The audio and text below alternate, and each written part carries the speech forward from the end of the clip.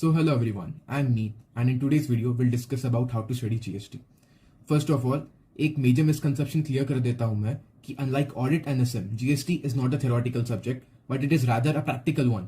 और इसमें जितना अच्छे से आप concept समझ पाओगे उतना better आपकी understanding रहेगी इस subject में. So if you look at chapter number 2, so you will see a table initially जिसमें कुछ sections लिखे हैं and then for some 15 to 20 pages एक एनालिसिस वाला पार्ट चालू हो जाता है जिसमें वही टेबल वाली चीज रिपीटेटिवली लिखी हुई है. So I used to get very confuse कि इसमें से पढ़ना कौन सा पार्ट पड़ता है. So then I realized that this is very much similar to business loss as we studied in CA foundation, कि जहां पर पहले सेक्शन कोट करते थे एंड देन उसके बाद में उसका एनालिसिस पार्ट रहता था.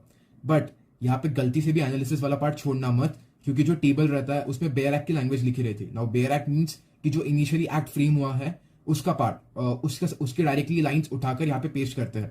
सो ये इसमें एनालिसिस वाला पार्ट करना is very important because bare act के बाद में बहुत सारे अमेंडमेंट्स रहते हैं, एक्सप्लेनेशन रहते हैं, प्रोविजोज रहते हैं जो इंसर्ट करे जाते हैं और वो इंसर्ट एनालिसिस वाले पार्ट में करते हैं.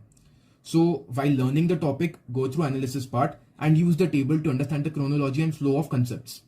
And if you are doing self study, so the free resources you can use is C A Vishal Bhattacharya sir's YouTube channel. वहां पे आपको सारे रिवीजन लेक्चर्स मिल जाएंगे for every chapter and if those revision lectures are sufficient to understand the concepts in detail. Besides this मैं आपको ये भी एडवाइस करूंगा कि सर की आप चार्ट बुक परचेज कर लो बिकॉज इट इज नॉमिनल और उससे ना एक अच्छा मैप्स बन जाएंगे आपके ब्रेन में कि आपको कंसेप्ट्स के पता चल जाएंगे एग्जैक्टली कौन सा कंसेप्ट किस तरह उसका फ्लो है.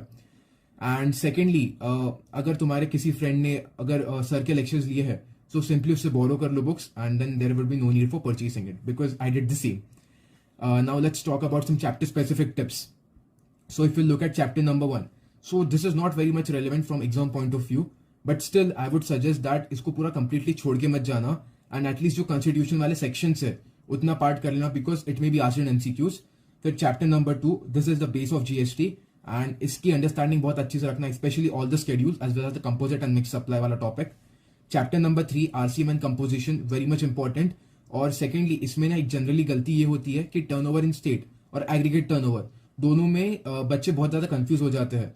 सो just keep that in mind while calculating the tax liability in case of composition supplier. फिर chapter number 4 is place of supply और या this is very much important.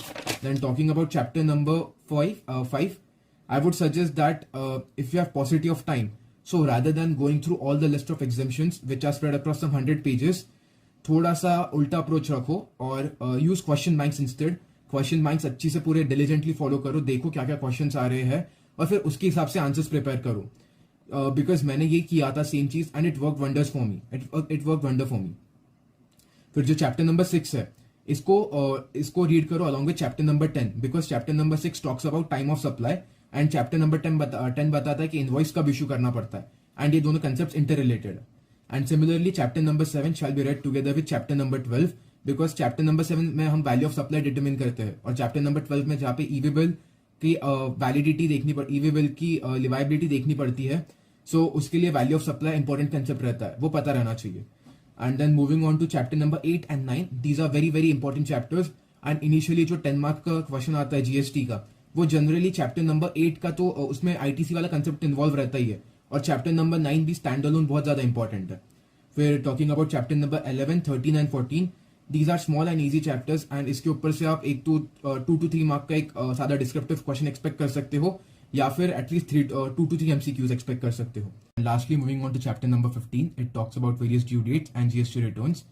Besides this इसमें एक थ्योरेटिकल क्वेश्चन भी बनता है जहाँ पे circumstances where ITC can not be avail discussed है and this is in connection with chapter number 8 ITC. So that's all from my end for this video, and if you have any queries, so just post a comment and I'll reply to them. And you can connect with me on LinkedIn as well. I'll mention the link in description. Thank you.